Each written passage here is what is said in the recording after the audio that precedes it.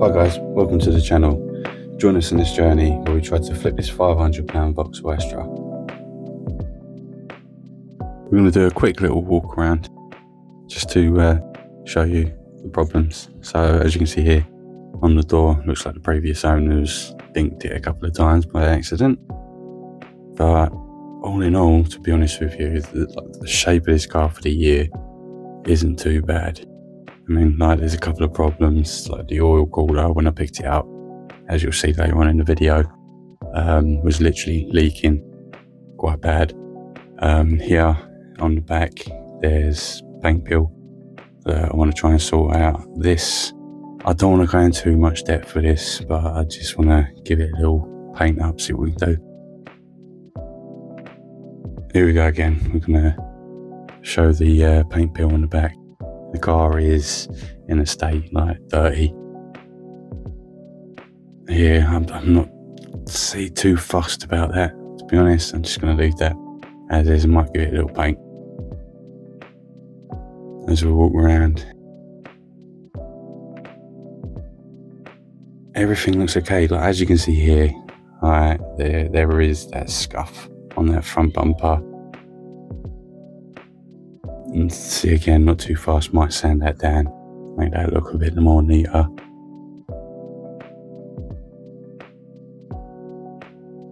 See here, this was the oil cooler gasket. Like, there's no doubt about it. As you can see, we've got coolant dripping one side and we've got oil the other side. So that's common symptoms of the oil cooler. Nice, it is an easy fix. It's just obviously time consuming because you've got to take quite a few bits apart in order to access it. So this is at the bottom of the car. I picked it up, brought it home, and yeah, this was the state. Later on in the video as well, you'll see the handbrake cable. When I picked it up, the owner said that it had to stay in gear because the handbrake was non-existent, basically. So we'll see why that was non-existent later. So this is the oil cooler off. As you can see, the state is been leaking for a little while. You see where I'm pointing, where it's been leaking. It's just the gasket was hard and flat and just wasn't doing its job at all. Bad, pretty bad. But I cleaned it all up and then put it back on. So this is it, back on.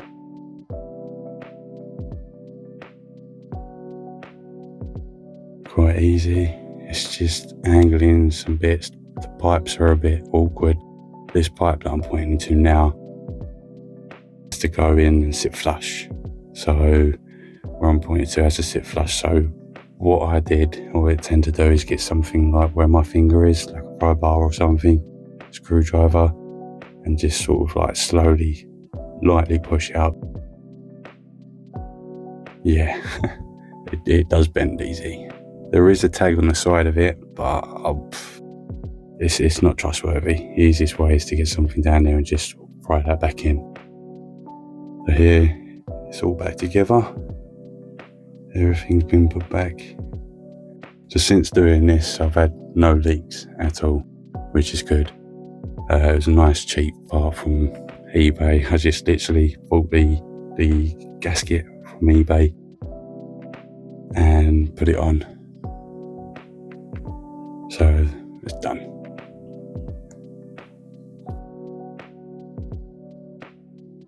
So here's the handbrake. So I do try and show, like, that's how it was. The left side was not on at all. Now the right side was attached, but I unhooked it prior to recording.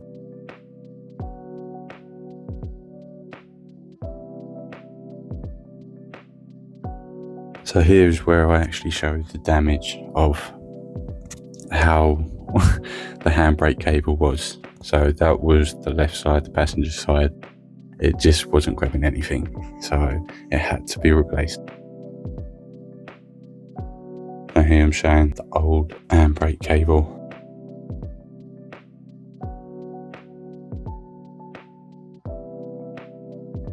Basically that plug just goes through the hole there and then out the other side, and then just pull it through, plunk the new one in.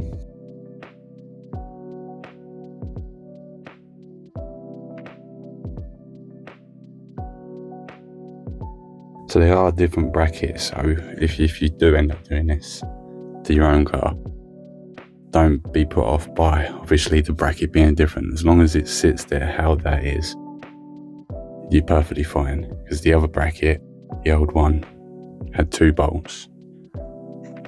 This one only has 1.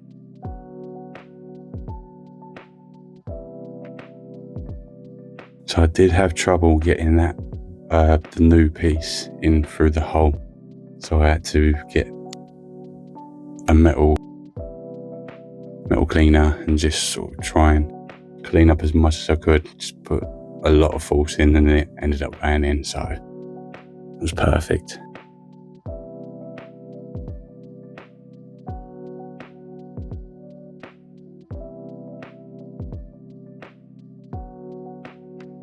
So here's underneath the car.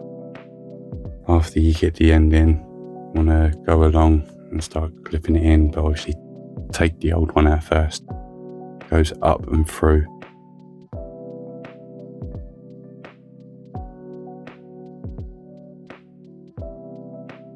So that's where you clip it, hold it underneath. And that's the clip.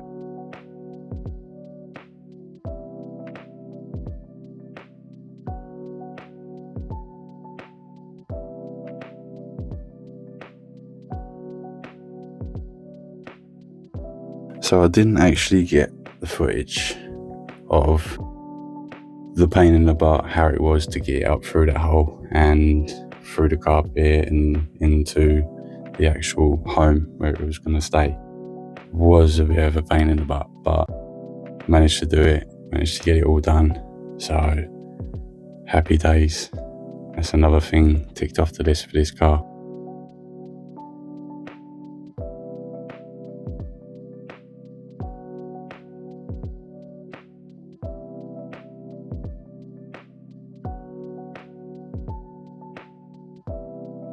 Now the roof trim, as you can see here, it was pretty bad, pretty weathered, and it just didn't go well with the car.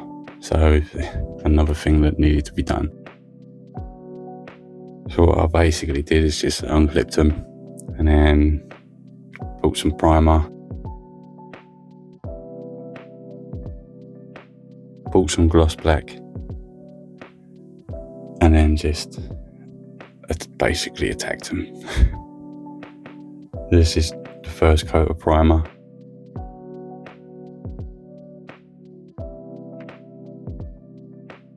I did clean it up as much as I could. There was obviously flaking of the previous paint. I used a screwdriver and sort of scraped it up as much as I could. Give it a nice sand down after, before applying the primer.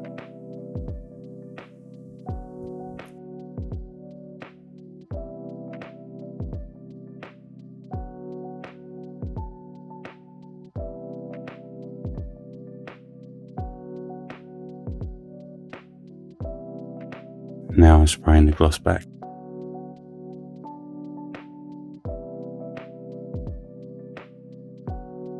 It's the first coat.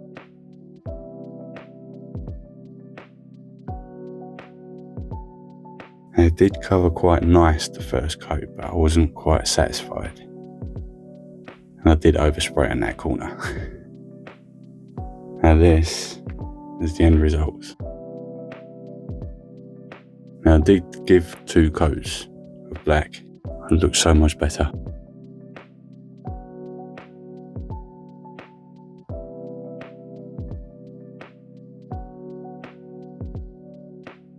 Now to the door. So I did try and show on the camera how bad it was, but it wasn't really showing through all that well. So that's why I added the photo as well.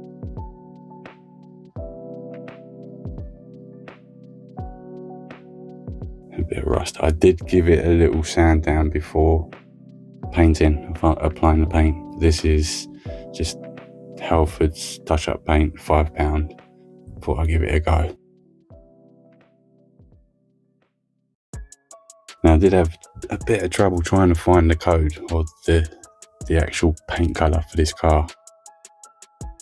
I did look on where the paint colours are meant to be, but it just wasn't showing anything. I even showed Halford's and they knew what colour, but it wasn't in stock. So I sort of just guessed, went with matte black, and the results, they're not too bad. Really not too bad. You can tell it's been touched up by a paintbrush, but as you can see here, it's not as ugly as it was before, which is is a good thing.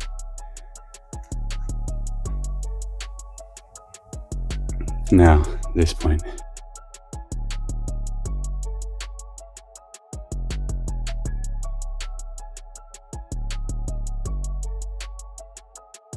Now, I was going to fill that hole, take the screw out and fill it and sort out everything, but I've got the MOT coming up soon, so I know it won't affect the MOT, but still, it's something that takes time to do because I'd have to fill it. Yeah, just pre-paint it and do everything, sand it down. We're on to the clean now. As you can see, it's dusty, dirty, not really looking as pretty as she could, to be honest.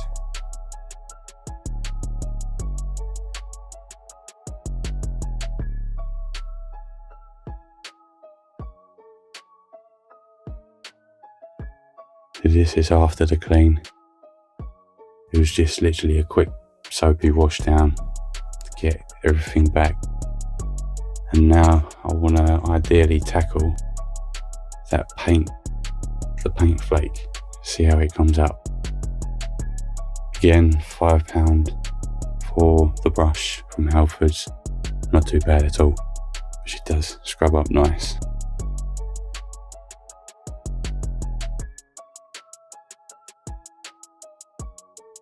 So this is after painting with the paintbrush.